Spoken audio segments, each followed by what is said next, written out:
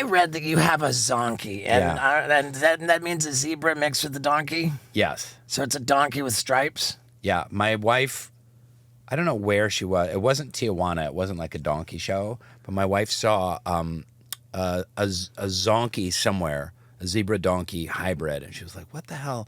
And she went home and just Googled Zonkeys. I don't know. I think she just put it in Google. And the first thing that came up was a website that said zebrasareus.com. And it was in Riverside, California.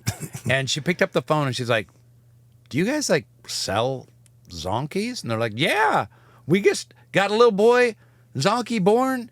And she's like, well, how much? And she's like, you give us $5,000 and 6 months from now, once he's weaned from his mother, we'll deliver him to your house, door to door. And we had just moved into this like kind of farmhouse situation. In Oregon? It was out here in Ventura County. And then we had paddocks and stuff like that. So my wife, I don't even think she ran it by me. She was like, okay. She's like, babe, I bought a Zonkey. But I was fine with it. And then sure enough, like 6-7 months later, this little adorable half donkey zebra hybrid, my son named him Derek. Nice. He showed up at our house, and we've had him ever since. And then we rescued a donkey named Chili Beans, and they're best friends, and they share a stall. A stall. That's sick. Yeah. Yeah. The only thing, like my board of directors, my board members, like are very stringent. We cannot exchange money for animals. Like, Wow. That's the only thing, like it's got to be rescue. Yeah. Like, and I don't know that it would be so much of an issue for your Zonkey. I think it's more about like we can't provide funds to like. Yeah. Systems that... Yeah, I mean, this was not a Zonkey rescue. This was a Zonkey purchase. Maybe if we could go back in time, I'm not sure we would have done it. I mean, but my wife does ride horses, and she does buy some horses and train horses and sell horses. And again, I'm not here to shame anybody. Yeah. Too late. Too late. Yeah, no, I know. We went to Thailand and... we rode some elephants. They have like elephants living in a sanctuary, found like the most humane place, stuff like that. And then afterwards I had some friends and some activist friends and stuff like, you fucking asshole, you can't ride elephants. Like, that's so mean. It's like, well, we ride horses, right? Right. Like, humans have been riding horses since like, I don't know, 2000 BC. On the Mongolian steppes, and like they've been riding elephants for 1,000 years. I mean, where do you draw the line of like of riding an animal, breeding an animal to be rode? Yeah, of course, there's a lot of elephant abuse, and they were used for logging and like beaten to death and treated really poorly. Was so bad. And the circus is the worst. The worst. The whole thing of like. I mean, an elephant in its natural habitat, I understand, will walk somewhere in the neighborhood of 100 miles in a day. Yeah. So it is not like in its DNA to be chained to a post or stuffed into a car on a train. Or even in a zoo where it can't like roam around. Yeah. Right. So yeah, I felt that was what first got me into animal activism was working in the circus. Yeah, well, I was a circus clown, and one day at in clown college, they brought some public relations people from the Ringling Brothers and Barnum Billy Circus, and they said, some of you will be working for the Ringling Circus, and what that is going to entail is you showing up in cities like a week or two in advance of the circus to promote the arrival of the circus. And like while you're doing that, you're going to be interviewed, and some people are going to ask you questions about animals in the circus and if there's animal abuse. When those questions pop up, you shut the fuck up. You have no opinion. You're a fucking clown. Go ahead and fall down, whatever. But, and a lot of people feel that way about actors and podcasters and whatever whatever the fuck you do. Right. Stunt comedy performers. Sure. I'm a stunt comedy guy. Shut the fuck up. Like, Right. shut up and dribble. But in this case, it's shut up the clowns, you know? Right. Yeah. But I remember like being in clown college, and of course my memory is probably. How'd you do on your finals? did that. Yeah, I was injured for the gala performance, but that's not why I wasn't selected for the circus. You were a circus reject. That's low.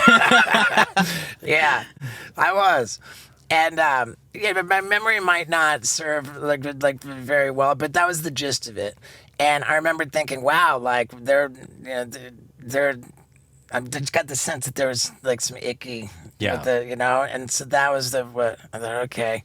And then I ended up working in another circus where very clearly the circus owners were terrified of their own elephants, and they had they'd done the stampede, the elephants had gone nuts a couple times.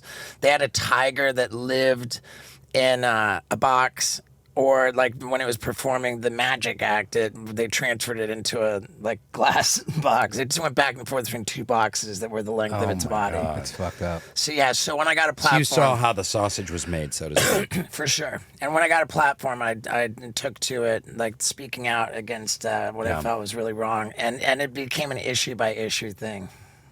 And then look at Siegfried and Roy. Right? I think they're making a movie about Siegfried and Roy. Did you ever see them? I didn't see them, but it's interesting because an elephant can handle the weight of a person. Right. When we had this animal show, Wild Boys, and we rode ostriches, which I'm not proud of, man. We did a lot of stuff on Wild Boys that I'm very much not proud of. We went to, I rode dolphins in captivity at some SeaWorld type place, we appeared on camera with the orcas with the dorsal fin flopped over, yeah, it's tough, man. Yeah. But what was the criticism about being in Thailand with the elephants? Is it This year you're not supposed to ride them because it's a tourist thing and you don't really know how they're treated and stuff. And right? That makes sense. So, I mean, these seem to be treated very well. It was. I'm really glad that I got to do it because it's really freaking intense. I mean, you're 20 feet up in the air and you're holding on for dear life, and this elephant is just they just want to get down to the river and splash around, and then they're eating branches on the way. But they move, man. They just move. I'm pretty sure I did the same. I might have ridden the same exact elephant on Wild Boys. Yeah. Yeah. So apparently that's no bueno. But I don't know. It's tough. It's I don't know. It's really tough. Say with everything. Are we not supposed to fly on airplanes because it's really Bad for the environment. I got into skydiving.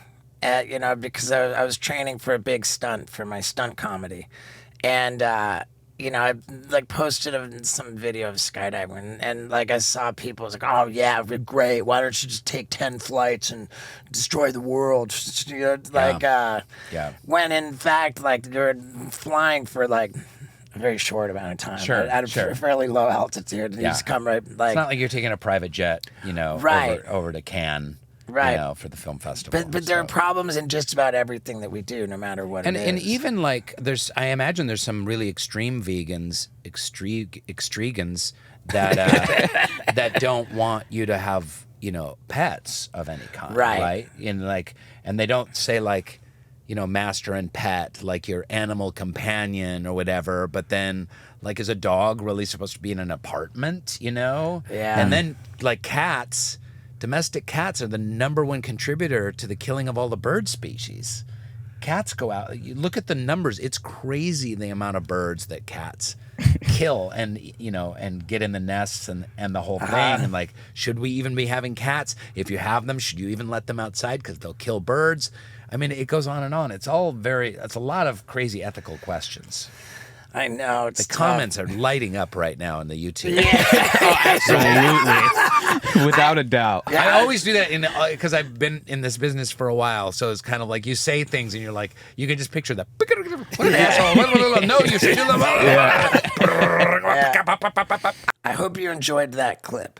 And if you're a man who thinks he could use some help in the bedroom, then I'd like to refer you to BlueChew.com with the promo code STEVO, where you can get an entire month's supply of Blue Chew tablets absolutely for free. All you pay is $5 for shipping. It helps me in the bedroom, and it just might help you too.